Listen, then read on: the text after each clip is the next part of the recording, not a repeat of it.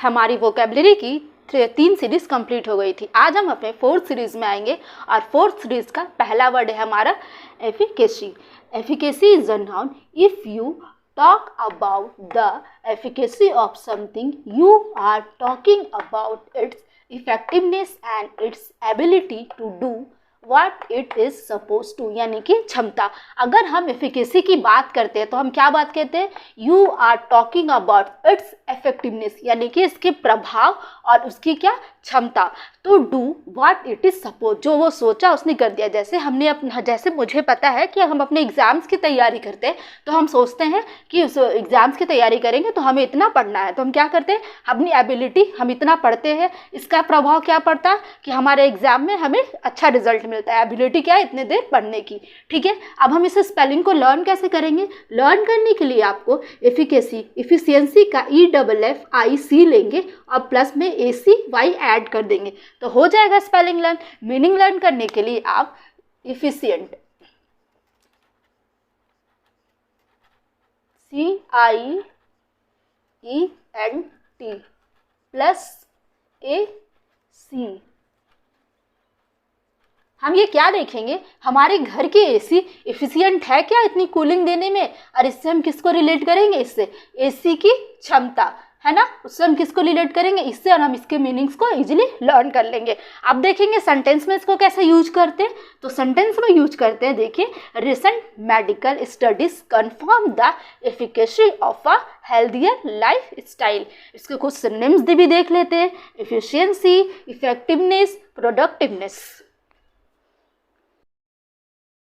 हमारा second word है homely. Homely is a noun, a piece of spoken, a written advice about how someone should behave, यानी कि धर्मगीत, यानी कि advice करना कि हमें कैसे बिहेव करना है, कैसे यहाँ मतलब इस तरीके यहाँ ऐसे बैठो, वहाँ हमारे घर में हमें एडवाइस किया जाता है ना, अगर हम कुछ इधर उधर करते हैं तो ये ऐसे मत करो, वैसे मत करो, यहाँ मत जाओ, वहाँ मत जाओ, ये सही है, ये गलत है, ऐसे बताया जाता है ना, इसी को हम क्या बोलते हैं? होमली।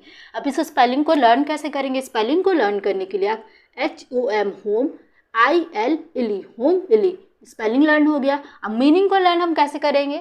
मीनिंग को लर्न करने के लिए आप होम प्लस सिली। अगर हम घर पर कोई सिली काम करते हैं तो होम में अगर हम कोई सिली काम करते हैं तो पेरेंट्स क्या देते हैं? हमें स्पीचेस देते हैं, एडवाइस देते हैं कि ऐसा मत करो। तो हम इसे होमली से, होम सिली से रिलेट करके होमली ऐसे लर्न कर सकते हैं इसके मीनिंग्स को। आइए सेंटेंसेस में देखते हैं इसके uses. C gave us a little homely about family values. ठीक है, इसके कुछ सिनोनिम्स है, sermons, discourse, address, speech.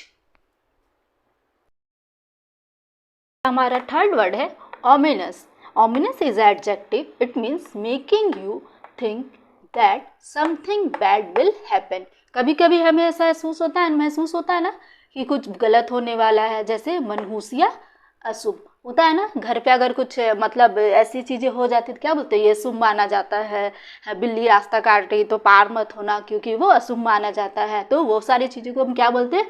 Ominous. अब एक इसकी स्पेलिंग को लर्न करने का सबसे आसान तरीका है, आप यहाँ पे लिखेंगे ओम प्लस इन अस। हो गया स्पेलिंग लर्न। अब इसके मीनिंग्स को हम कैसे लर्न करेंगे? मीनिंग्स को लर्न करने के पता है, जो मारुति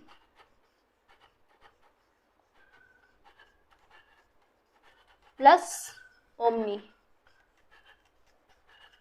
मारुति ओमनी जो होती है वो किसके लिए यूज की जाती थी? यूजुअली किडनैपिंग के लिए यूज की जाती थी।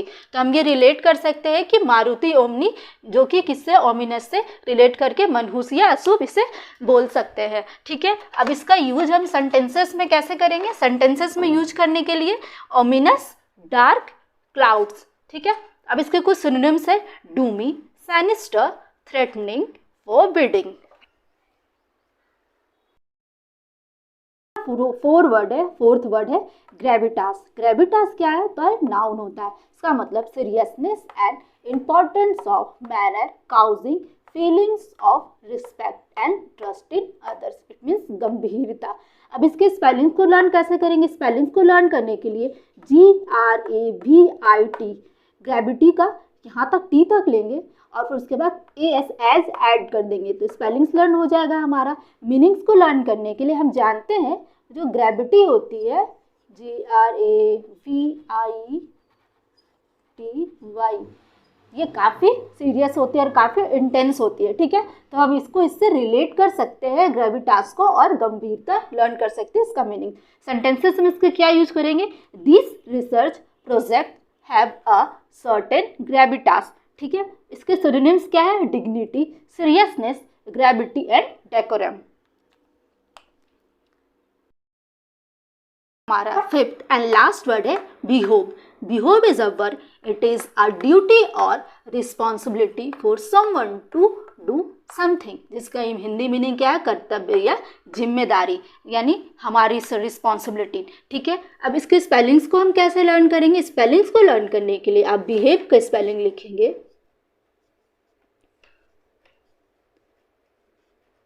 बिहेव, यहाँ से ए रिमूव करके और यूज करेंगे और बिहेव की स्पेलिंग लर्न हो जाएगी, ठीक है। अब इससे हम इसको भी लर्न कर सकते हैं, इसके मीनिंग्स को। हमें कैसा बिहेव करना चाहिए, हमें अच्छा बिहेव करना चाहिए। हमारी जिम्मेदारी क्या बनती है, हमें अपनी बिहेवियर, जिसकी स्पेलिंग है BEHAVIOR,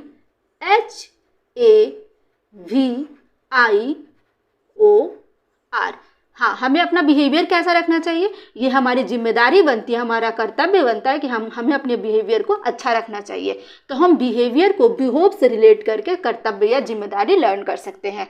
अब इसके सेंटेंसेस में यूजेस कैसे हैं, it behoves us to think of these dangers, इसके सिनोनिम्स कैसे हैं, सेप्टेनरी, सेप्टेमिरल, सेप्टेपुल एंड सेप्टेनियल।